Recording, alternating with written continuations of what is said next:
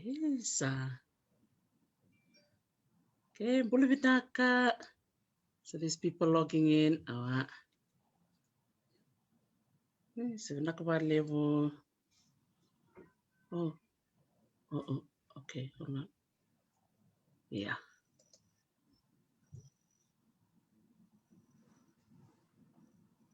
Vinaka, everybody. Vakalevu na sema tiko Mai.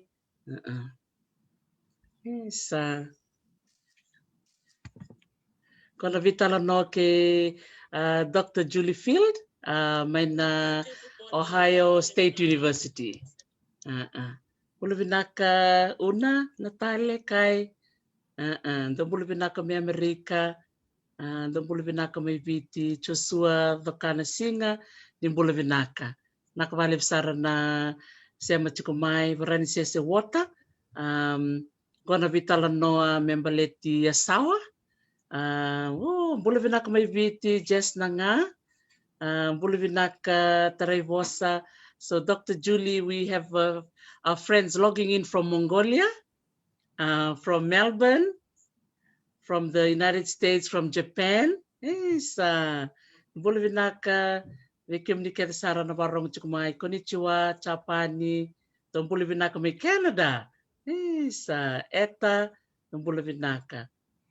Vinaka valeu sara na sema tiko mai ni kua mbula vinaka reti seni langa kali vavini vinaka vikimni mbula vinaka vatukoula sereana mila vinaka Vakalevu ia vinaka una na tiki nga mai na saudai vinaka Vakalevu mbula kai chisoni na nga vinaka valeu sara vikimni na sema tiko mai ni kua and nanda Veitalano membaleti Yasawa kena kelikeli alaki kelikeli kina o Vuniwai Julie Field.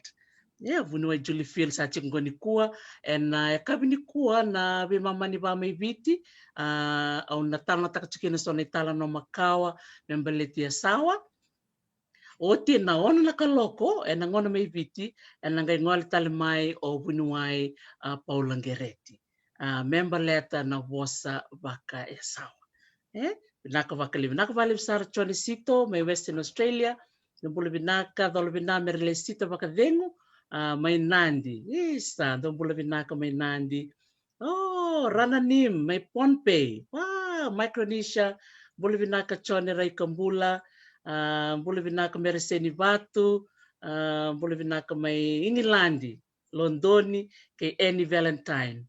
Mai sabu vungalei te leo. Vinaka Vakalevu sara na sema tiko mai kepa kai so e tiko na nominitaro membaleta na nero Veitalano ke Dr. Julie Field ninga imbita nga mai se tepetak nga mai na nominitaro. Baleta gondo na talanoa momona talanoa totoka ngona nona lakeli kelikeli saranga o Dr. Julie Field kertona noni lau Professor Terry Hunt kertona noni lau mena University of Hawaii Manoa ena nona tulaki kelikeli Yasawa. Vi kemni katsara no kutobu me Yasawa. Dolo vinari ki vi kemni todo kasara. Sai nei valu o tau William mai Ingilandi, buli vinaka mevi lalaubaki mai Ingilandi. Vinaka Vakalevu sara e na nomunisi matiko mai. Ngonongo sa dala ngole sarani na Veitalano ke Dr. Julie Field. Yeah. Vinaka Dr. Julie. Thank you so much. You look so beautiful today, Julie. Rere Oka, Rere Vinaka, Vinaka Vakalevu. So I've just greeted close to 100 devices from around the world, Dr. Julie, as I was saying. Yeah, there's our friends logging in from the mainland, your neighbors, our neighbors, from Canada, from Mongolia, from Japan, and even from Micronesia.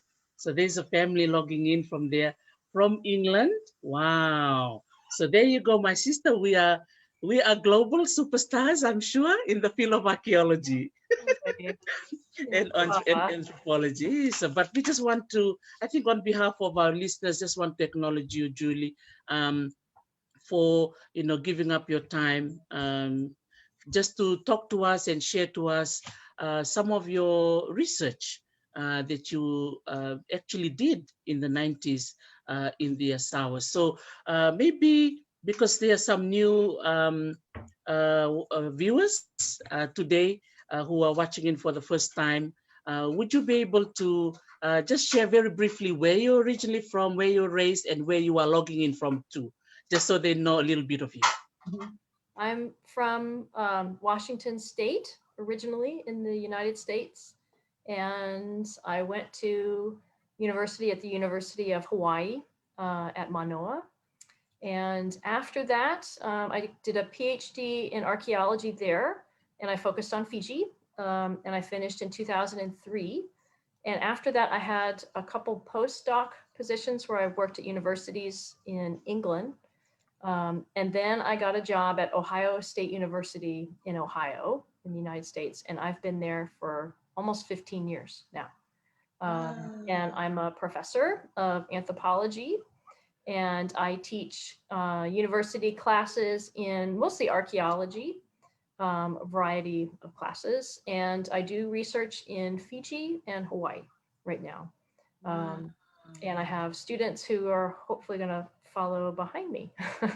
Yes. Yeah. No, you are an inspiration. You are someone that has inspired, a lot of young women in this case who are listening in, even parents who may be, wanting their children to go down this pathway of anthropology and archaeology. And we're just so grateful that from our last two interviews, you were very open, to share your story and also to encourage our viewers to ask questions. And and I'm just so touched with what you just said to me earlier on, and also via a messenger, of how your profile at the Ohio State University digital profile has gone up, kind of a spike because of maybe our Fijian viewers. So Vinaka Vakalevu to all of our Fijian viewers who are very interested in learning about our history. And Dr. Julie Field is a very special individual who've actually spent a lot of time in Fiji doing research. And today, and the last interview we had last month for the province of Nadroga, she has openly, shared with us the research and the findings. So from all of us, Dr. Julie, we are excited to hear your talanoa today. And I'm sure there's a lot of viewers who are from Yasawa who are logging in. So maybe to kickstart our talanoa, can you just share with us your journey, how it all started when you visited the paradise of Fiji? I'll just say it temporarily. How did it start, and I was what was your view about it? I was a student, and I was, I might have been 24, I think. So I started graduate school at the University of Hawaii, and I went to Fiji in July of 1996 with my advisor, who was Dr. Terry Hunt, who is an archaeologist who also did his field work and PhD in Fiji as well. He was a student at the University of Auckland and the University of Washington, and he did his PhD on the ceramics of Musau, which are in the Bismarck group.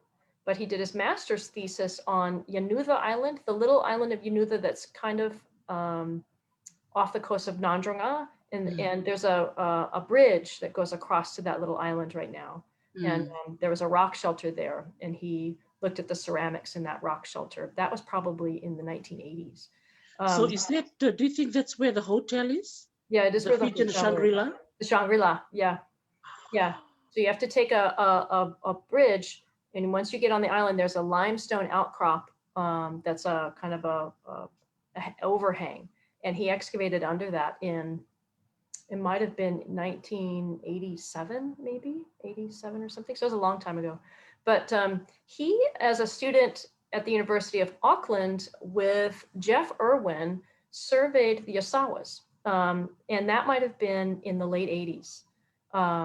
And when I was a student, they had copies of aerial photos that they had marked when they had done their survey. So they walked around, they started up on Yasawa and walked south and went to Naviti and Navula and Waya and made little marks on the photos for fortifications and other sites that they could see as they were walking, and pottery, all the pottery.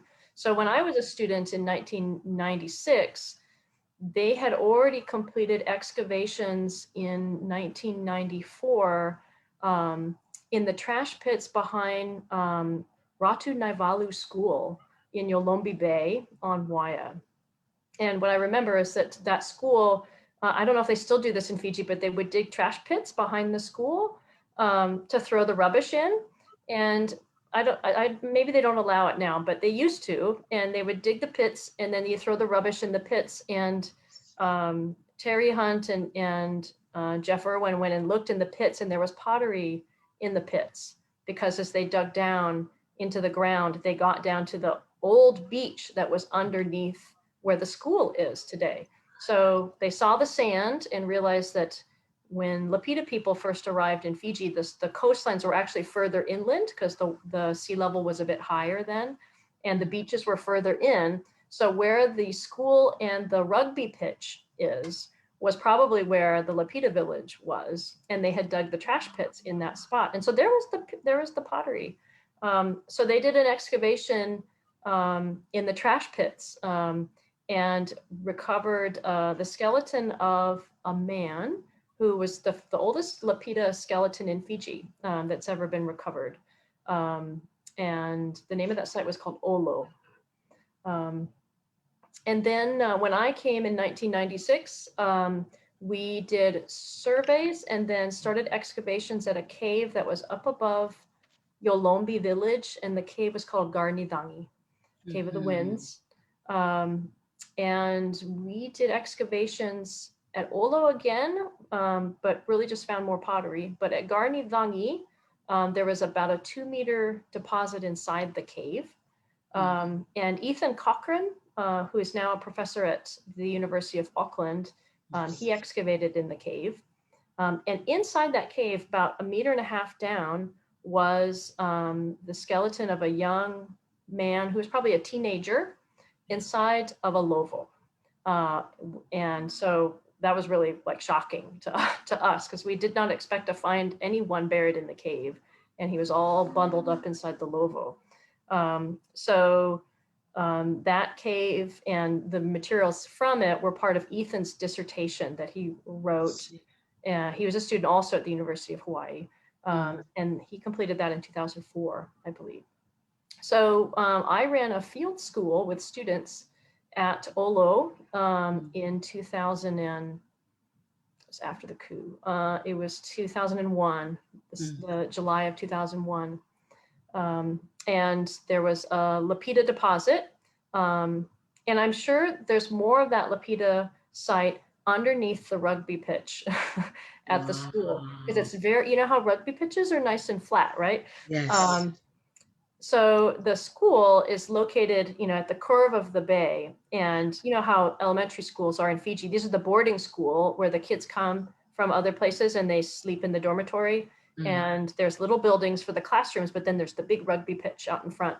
And that's probably where Lapita people had their houses and everything. And I'm sure it's there. It's probably maybe 2 meters down, but I'm sure that it's still there. If they ever do a big excavation at Yolombi Bay, I bet they'll find it down there.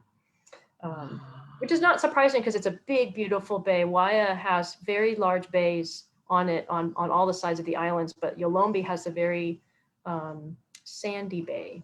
The other side of the island where Vakalevu is very rocky. Although I don't know if it always was, but I think they said that a cyclone had made the beach rocky. So we did excavations at Olo in 1997. And then we did excavations at Liku Liku Bay, which is on Waya. There's a resort there called the Octopus Club. And north of there's a peninsula, and we did some excavations there, and there was some pottery there.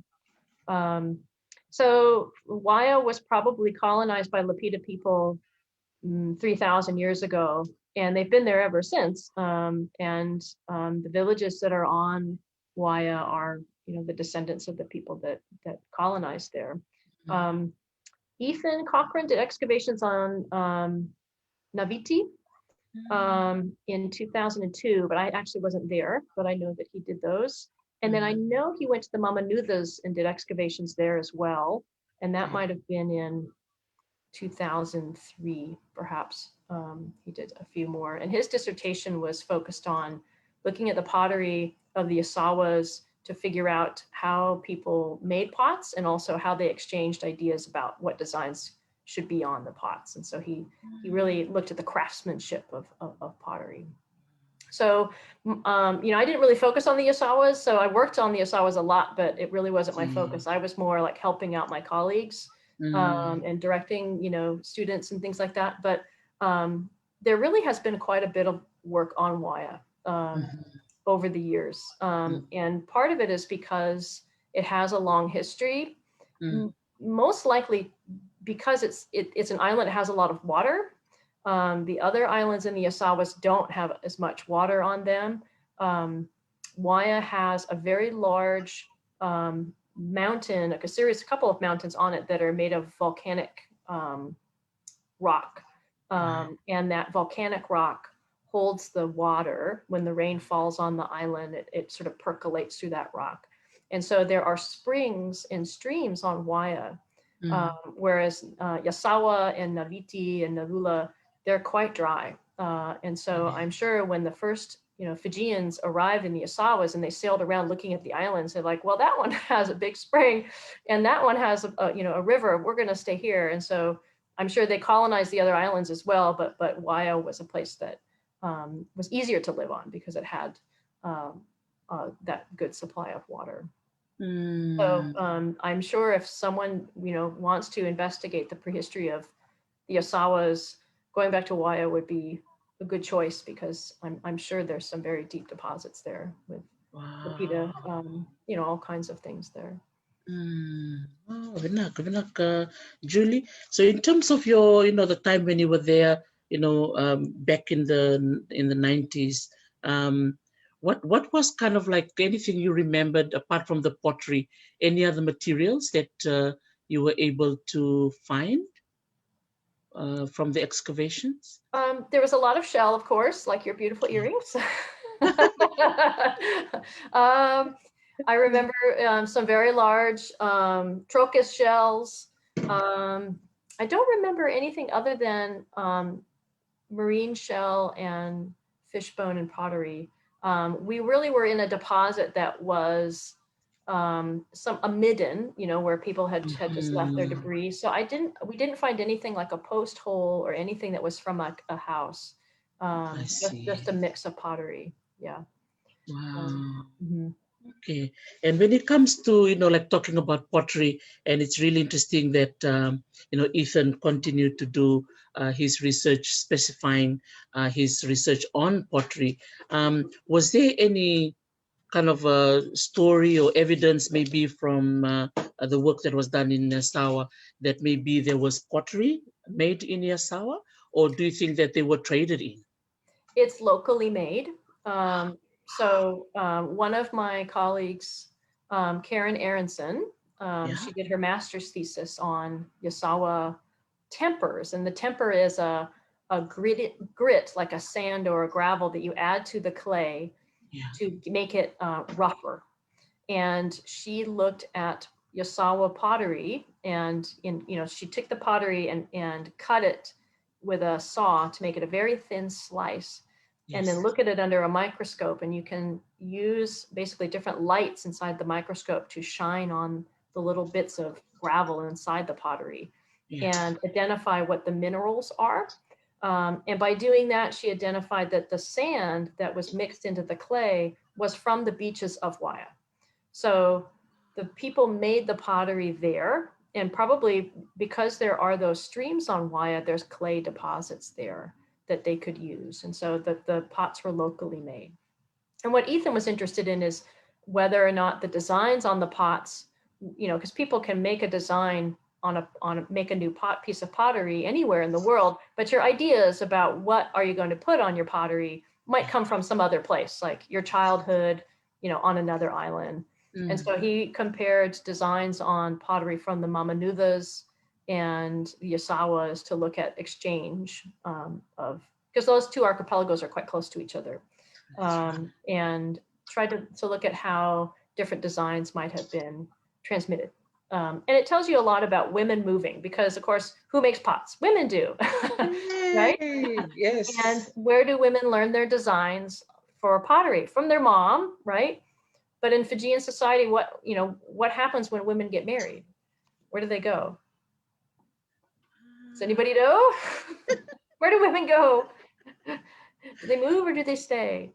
That's a very good point. Well, some of you who are listening in, Dolovina, to many of you who are from Yasawa, now we've just kind of confirmed with the Talano with Dr. Julie about the pottery making. So that's a good question. Yeah, where do the women go? Yeah, I mean, if you get married and you move in with your husband's family, then do you make designs that are yours from your mom? Or do you pick up your mother-in-law's designs? And then all of those things are choices that women had to make in the past and pottery, they didn't have clothes like we do, they didn't have as many things to really use as like markers for who they are. Yes. So pottery was a part of expression, right? Yes. So it's interesting how designs can be transferred, between mothers and daughters and different families. So he looked at that as part of his dissertation, was also interested in the vessel itself, the cooking, the kuro that we're used to seeing, the ones that are not very old. When they would cook, you put it on its side under, and you have the sue stones that are under the pot. And you have your fire burning under there, and you put I've forgotten the name for the plug that goes into the mouth of the pot to keep it shut. Your pot, the neck of the pot can't be very long, because if it is, your plug won't stick, won't stay in there. So women in the past made different shapes of vessels to do different kinds of cooking or different jobs. And so one of the things he looked at was how the neck and the lip of the vessel changed over time. And we just don't even pay any attention to that nowadays, because we don't cook using those pots. We don't even think about it. But when you have a vessel and the rim or the lip of the vessel has a different shape, when you're pouring liquid out of it, if it's not the right shape, it makes a mess. So if you've made a lip that's very smooth and tapered, when you pour a liquid out, it pours nicely. Yeah, think about, when you're serving, you're serving a liquid, you're pouring something. If you use the wrong pitcher and it just spills all over the cup, women in the past were like, I am not dealing with this today. I need to have my vessel, pouring neatly. So they would make a lip or a rim that would allow for that, that pouring to work nicely. Yeah. We don't even think about that today. Exactly. Yeah. Wow, that's really amazing. I love the fact that maybe our friends from Waya, so there's a few who are logging in now who are from Yasawa, just to confirm or find out from your own family about the the tradition of pottery making. As you well know, in Fiji, it's only Nanronga and Rewa that are actively making the pots or pottery or ceramic work. So it's really lovely to know that through scientific work and excavations and the work by Karen, where they can be able to find out where the tempers and all of that are originally from. Wow. Vakalevu, very interesting. Anything else from Waya that you found that was quite like special or unique or different? When you were going around other places in Fiji or even other islands in Yasawa. Did you also go to Naviti and Nadula? I did not, no, I did not. But the other thing that we did was we analyzed pig teeth and human teeth from Waya and compared them to the bones of fish and pigs from Veitalano. And this was a sort of a collaborative project I did with Ethan Cochran. where we wanted to look at what people were eating in the past. And the way you can do that is to actually analyze the isotopes within either human bone or human teeth, either one. And you are what you eat. You've heard that phrase. If you eat a lot of seafood, you tend to have higher levels of or different levels of carbon and nitrogen versus people who eat foods that are from the interior. If they eat fruits and vegetables and meat that is from the land, then the carbon and nitrogen signatures in their bones and their teeth are a different signature. So we did a couple tests where we wanted to see what people were eating on Waya versus what people were eating in Nandronga. And the people on Waya, surprise, surprise, ate a lot more seafood, as you would expect, right? Because they're on a smaller island and they're closer, and there's enormous reefs around Waya. So they would have access to all of that seafood.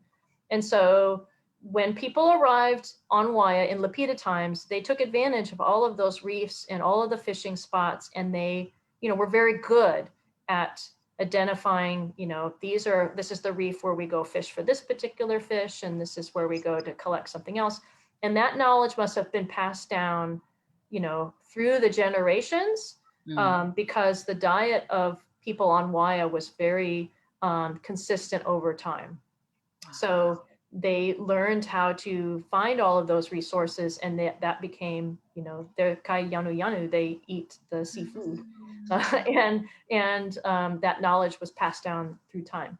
For the people of Nandronga, when they arrived at like Singatoka, they ate more seafood, but as they moved inland, they started to eat yam and banana and doko and all of the stuff that's from the interior. And so they have diets that are very much, the inland diet. Wow, that's so amazing. that's one thing. But you wouldn't be. It's not surprising, but we were curious. Where it's like, well, really, were people always, eating so much seafood if they were on the smaller islands? And it's like, yeah, as you would.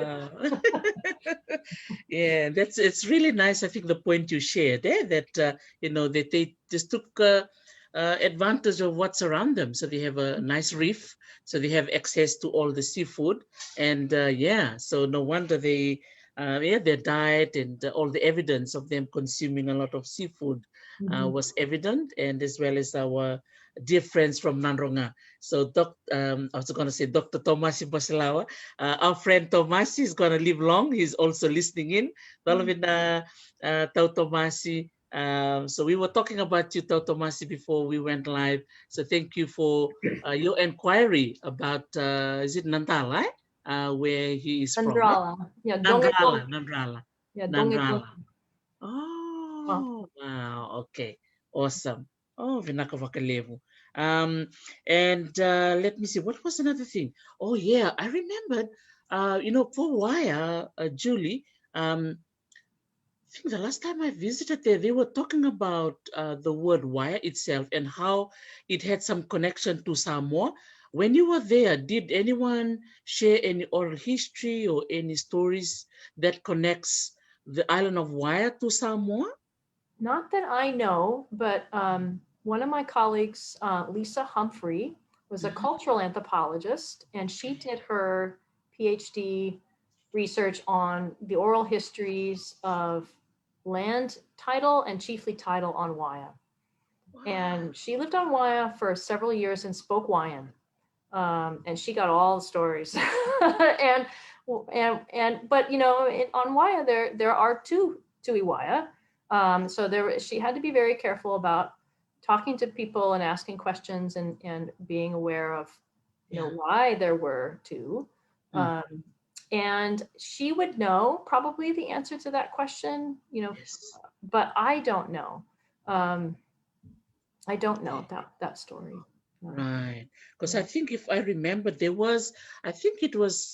must be to do with the word wire and via. I don't know, the way the Samoan, maybe I might ask Paul Garrity. Yeah, he might know.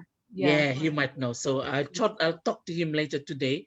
Because that was interesting. And also, after we left Yasawa that year, there was a Samoa rugby team. They came over to play against Fiji in Suva, and apparently they visited Waya. Because I think one of the players had some kind of a traditional connection. So they did the sevu sevu and they were welcomed, in Yalombi. So maybe you and I, Julie, can ask our audience. So, if any of you remembered any of those kind of, visits from Samoa. So that was kind of interesting. It may be a marriage of some form, maybe one of the ladies from Yasawa married someone from Samoa or vice versa. But it was beautiful, yeah, to actually see the traditional connection between the tie, between Samoa and Fiji, which actually happened through these rugby players where they visited. Visited. I think it was Alombi, when they came. Now, Tomasi Mboselawa is making a comment here. I don't know what your thoughts are. This is to do with fermentation pits. The ndavuke in Fijian, the pits, fermentation, where they put the food in for long-term use. Do you have any maybe connection, or did you hear anything or any stories maybe associated with any ndavuke? No, I know they do them in other places. They have those pits in Tahiti, in the Marquesas, and they put all kinds of vegetables in them and let them ferment. And the paste that is kind of, it almost like it cooks itself, but it ferments. And the paste is called ma. And it can be done with a variety of fruit, like breadfruit is very common. But I don't know. I think it's just a very common technique that Pacific Islanders learned, how to do probably a long time ago, because there's no refrigeration, so they have to keep things somehow. So I'm sure they realized that this taste isn't that bad, I guess, and it works. So I'm assuming it's an old technology that and especially with things like breadfruit, because the breadfruit all comes at once. The tree it's full, and we have to eat it all right now. And I'm sure someone figured out, like, if we just put it in the pit, we can keep it for a while. I'm sure someone figured that out a long time ago. Wow, that's amazing. It's hard to date those, because you have to date you have to find some charcoal embedded in the stones. If they made a pit that had stones in the base, you have to find charcoal that's embedded that's dates to when they cleared the land, and people just haven't focused on that, so it's hard to figure out how old they are. Wow, that's amazing. And I think for Fiji we have I think most of us who are listening in, they'll know that they have the mbila. The mbila, and people of Naila in Tawani, they specialize in that fermented kind of bread. It has a very strong smell, but it's very tasty. And I know our ladies in Tawani, where they do such a wonderful job in making this food, so beautiful to taste, but apparently it's good for us, good for the body. All of that kind of scientific, I'm sure, analysis that comes from eating those kind of fermented it's all those microbes. Very good. Helps you digest. There you go. So, ladies and gentlemen, maybe that's something we should start to revisit. I'm sure, Dr. Julia, because I know in Fiji there was this discussion about these cyclones. We had 3, one after another: Cyclone Yasa, Cyclone Bina, and Cyclone Ana, I think. All one after another. And there was some talanoa that was being shared with me online, was because some of the islands, like the island of Kia, that was really devastated, like the whole coconut tree, the ndalo, tavioko, all gone. And that's where I started to think about what the people in Vanuatu did, where they put the food. They knew the hurricane was coming, so they started digging and start putting the food there. So when the hurricane go away, instead of them looking for, lost coconuts or things like that, they have, accumulated a few of those food. So I think food security is such a wonderful thing, Julia, that we can learn from the past. I do know that like Garnidangi, the Cave of the Winds above Yolombe Bay. It was called that because it's the cyclone shelter that everyone would go use, because it's a large rock with a crack under at the base, and you go inside and it's low, but the roof is low, but you're very protected inside the cave, so no wind could get you. And I know from historic descriptions from caves in the Sigatoka Valley that people kept their yams in caves. They'd stack them up in there because it would be dry and it would keep them from getting spoiled. And when the cyclone was coming, it would be a perfect spot to keep everything hidden. So I'm sure that in the old days, people knew that we need to keep a supply of crops in the cave during that time of the year, because the cyclones are, they know they're coming. So they probably kept those caves stocked, with survival, enough to keep them alive for a week if they lost everything. Yeah, I would like to do like, there must be some cultural programs in Fiji that are focused on Fijian foods that are like, certain ways of cooking. I've seen actually a couple shows on, might have been on YouTube, where people were cooking different dishes, using traditional foods, but cooking them in ways that if you didn't learn it from your grandmother, you're never going to figure out how to do it. And I think that I'd like to see people do more of those, because young people, if you don't learn to cook those old dishes, you don't know what they're like. And I'd like to see people do more of those things. There's lots of dishes, desserts and other things that are in Fiji that you can't get anyplace else.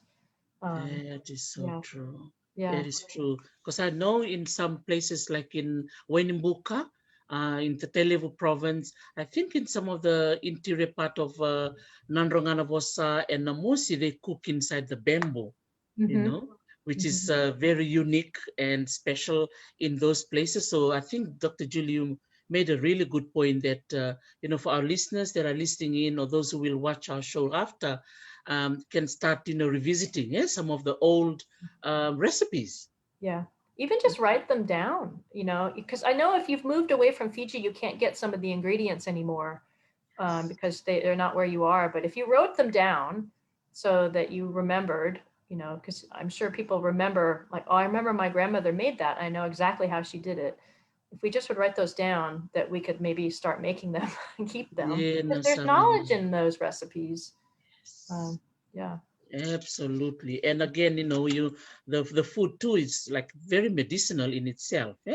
Our ancestors, they knew, and most of them live long too, because of the diet that they follow. Wow. So there you go, Thomas Imbosalao. Apparently, Julie, Thomas is a really good chef. Oh. So when the borders open and you travel over to Washington State, I will fly from Hawaii and we visit his house, and he will cook us some really nice kakana. Set. Yeah. Yeah, so Tomasi, that's a challenge, eh? Yeah, I like vundi. Good luck getting vundi in Seattle. The yellow one. Yeah. Ooh. So there you go. So yeah, it looks happy. Is giving us a thumbs up. Vundi and tilapia. Okay. Oh, Vinaka, because last time I know you were talking about the tabi, the kai. I love a lot of people were commenting, and they were just so happy, Dr. Julie, that you were able to say those words in the Nandronga dialect. So that was very special for many of them. So yeah, Vinaka Vakalevu. I know odd words in Nandronga dialect. Just they'll come out at moments. I'll be like, wawa, wawa, wawa, which means wait. Or what was the other one? The grandfather would shout at the children, "Kua!" which means don't. Oh wow! So there you go. You can start to see the words are still there, and it's all coming out.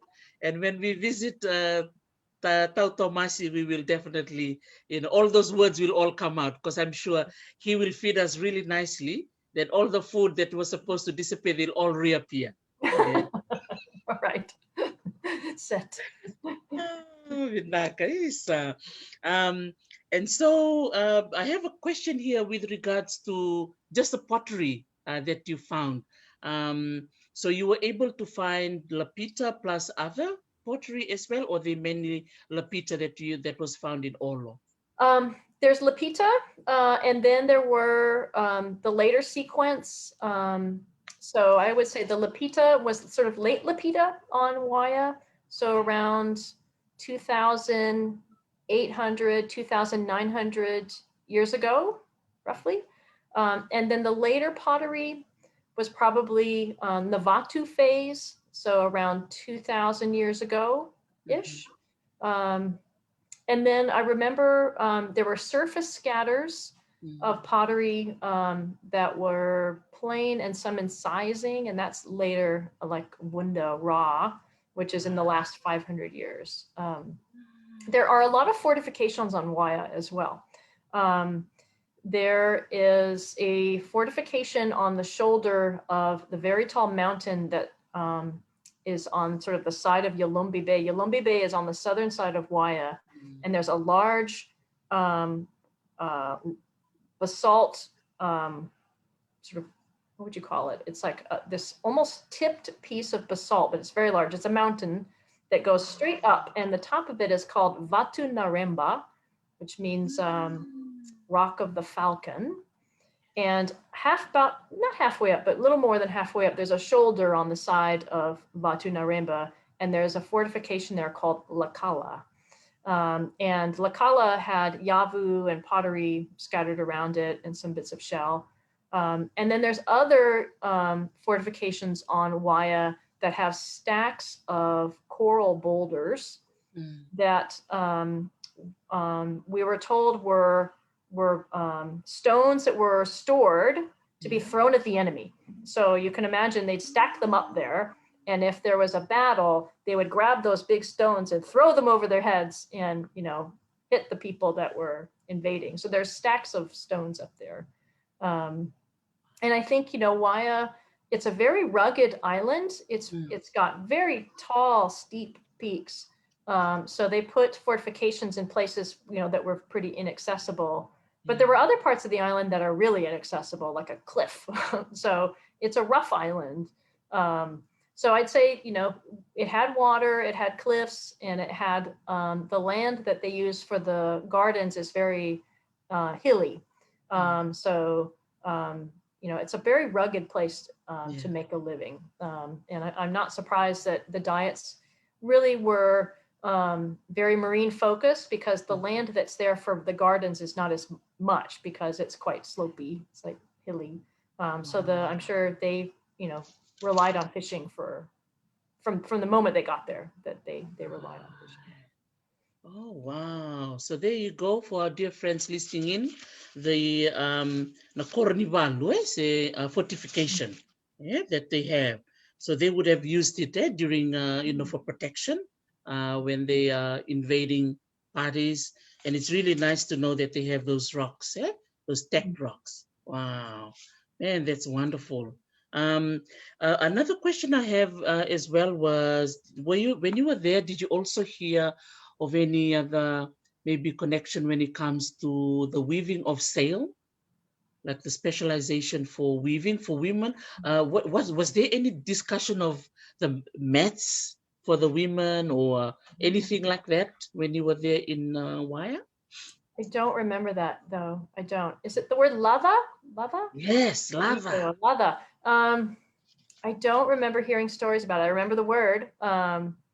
I'm sure they did, up until they had motor engines, they must have been making those. No one ever mentioned it, no. Everyone had boats, lots of boats, and they go back to Lautoka all the time. But I don't know the last time they had a sailing canoe. I don't know when Waya had its last sailing canoe. It'd be interesting if someone had a story from their grandparents that remembered the last one. before they got engines. It can't be that long ago. Yes, no, Probably around the, absolutely. maybe World War II, it might have been the last one. Okay, so World War II would be around about the 1945, eh? 1940s. So the 40s. Yeah, I wouldn't be surprised if people still had sails back in the 1930s on Waya. Right, Yeah. okay. So there you go for our dear Waya friends and Yasawa. Let's do some research. I'm really happy about this kind of talanoa, Dr. Julie, because you inspire us, for us to maybe look back into our own family history. So for our dear friends from Yasawa who are listening in, maybe not only Yasawa, from different parts of Fiji, maybe this is time. Yeah, we need to go back and just ask our bumbu, our tutu, or our Thai, some of the old stories. This is even now amazing. Yeah. So Waya and Sao in general, you have a lot to celebrate about. With especially what you're sharing today, Dr. Julie. Wow, that's amazing. Yeah. So we've talked about pottery, the fortification.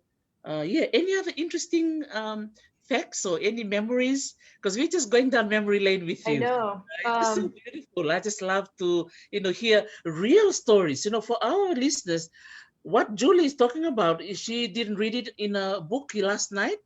She actually did it. She went to Yasawa. So that is so beautiful. So any other beautiful memories?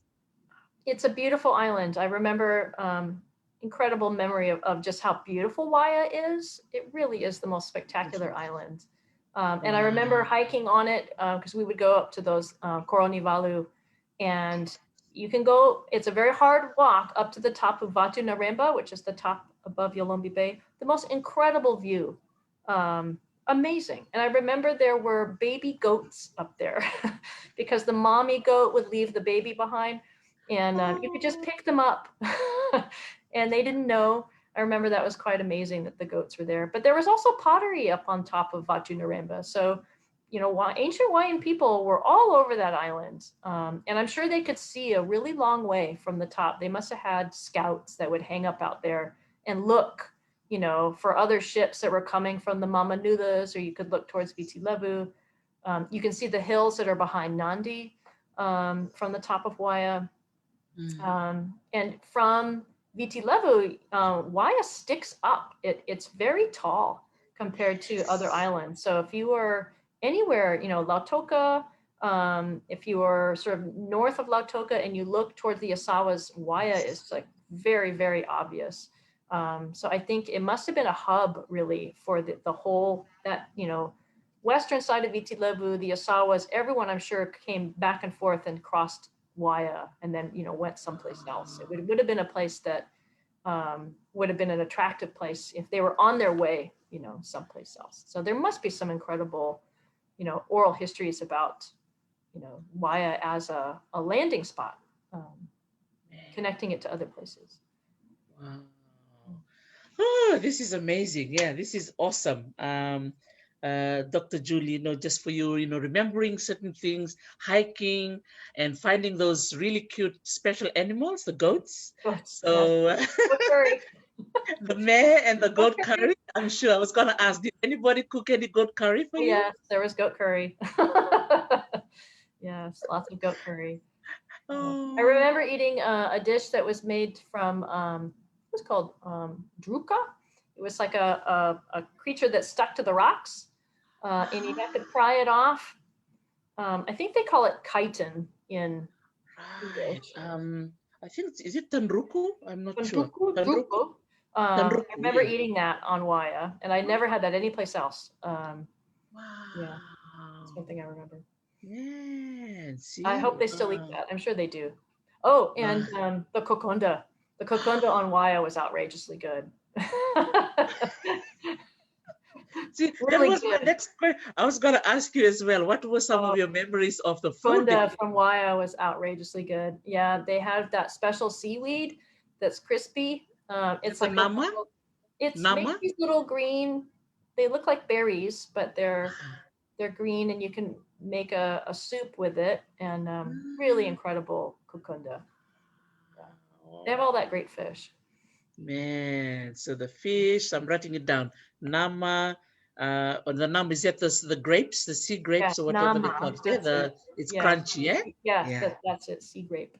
Yeah. Kokonda, goat curry. So I'm just writing it down and saying it too. For those of you who are going to be visiting, this is something you need to look out for when you go to Waya and maybe other parts of Yasawa. And What about the, yeah? octopus? Lots of octopus. Octopus. Did they cook it in coconut cream? Yes. So They would tenderize it. They tenderize it on the sand. You know, you hit it till it's soft, and then cook it in the coconut cream, and it's very, very good. Wow, that is amazing. And what about the kakalandina, the root crop? Did they eat more the ndalo? No, Or cassava. Yeah, I saw one uvi the whole time on Waya, but they had a cassava that I saw. Not a lot of doko or dalo. I didn't see much of it. Okay, so mainly just a little bit of the uvi, but a lot of cassava, right? Tapioca. Wow. Yes, wow, Vinaka Vakalevu, Dr. Julie, and I'm looking at the time and we have about 2 minutes to the hour. So just to conclude with our talano today, any other interesting points or any encouraging words you want to share with our Yasawa friends who are listening in with regards to, you know, cultural heritage management or oral history recording or documenting their, you know, food history? Vinanduriki, ask questions, talk to your grandparents, get your young people out on the land, make sure they know the names of places and the name. I mean, every scrap of land on in the Yasawas has a name, and I think all of that needs to be passed on. I remember places had beautiful names. Just even this little place, you think, oh, it's just a little piece of land, and like, oh yes, that's called Trickling Moonlight, or something like that. All of those names and places and stories, I please pass them on to the young people. You know, take their phones away and take them on a walk and have them learn about where they're from. Yeah, but Vinanduriki for taking care of all of it. Yeah, that is so beautiful. Oh, I have a special invite for you. There's a listener, Tai Ame. He has invited you, come to Nadula and you will eat tandalo, dandoko. Vinakwatai. Next time. Yes, next time we will be coming over to Nadula and hope that you will give Dr. Julie and I the same hospitality that our friends from Waya gave to Dr. Julie when she was there. Vinakwa, Vinanduriki, Kanavalevu.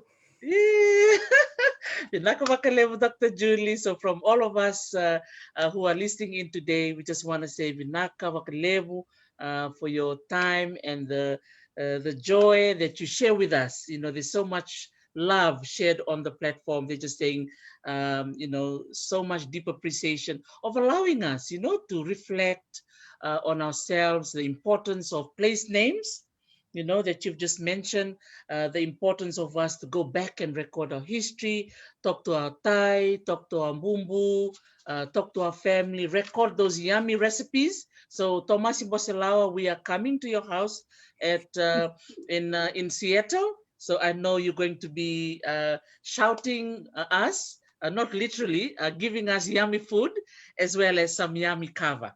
Yeah, so some beautiful Yanggona from Nandronga. Yeah. I died. High tide for Dr. Julie. Vinakwatarisi, I appreciate your invitation. It was very delightful to chat with everyone. Enjoy your evening and say hello to the family. I will. Vinaka, Modemanda. Naka, Madamanda Julie. Modemanda. Made.